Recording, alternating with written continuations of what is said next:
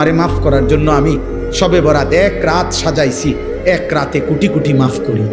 তোমারে মাফ করার জন্য আমি শবে কদর এক রাতে আমি আল্লাহ তাআলা হাজার মাসের রাত্রির চাইতে বেশি মাফ করে থাকি। তোমারে আমি আল্লাহ মাফ করার জন্য এত বড় শ্রেষ্ঠতম রমজান মাস দিয়েছি, যার মিনিট মিনিট সেকেন্ড সেকেন্ড হীরা মণি মুক্তা মানিকের মতো আমি আল্লাহ সেজদা দিবা একটা, আমার ফেরেশতা লিখবে 70টি।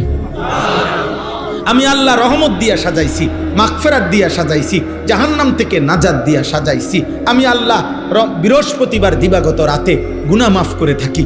প্রত্যেক দিন তাহাজ্জুদ নামাজের ওয়াক্তে গভীর রাতে কোটি কোটি বান্দা আমি মাফ করি। তাহলে মাফ করার জন্য প্রতিদিন রাত্রে ঠিক করছি, বৃহস্পতিবার রাত্রে ঠিক করছি, শবে বরাত ঠিক করছি, শবে কদর ঠিক করছি, পুরাটা রমজান ঠিক করছি।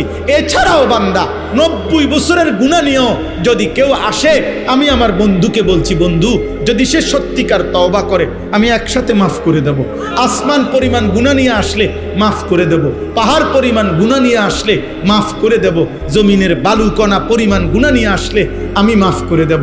তুমি এরপরে বলো বান্দা, আমি যদি তোমাকে জান্নাত দিতে চাইছি বলে কতভাবে আয়োজন করলাম, আমি আর কি বললে আর কত সুযোগ দিলে তুমি জাহান্নাম থেকে মুক্তি পাইবা।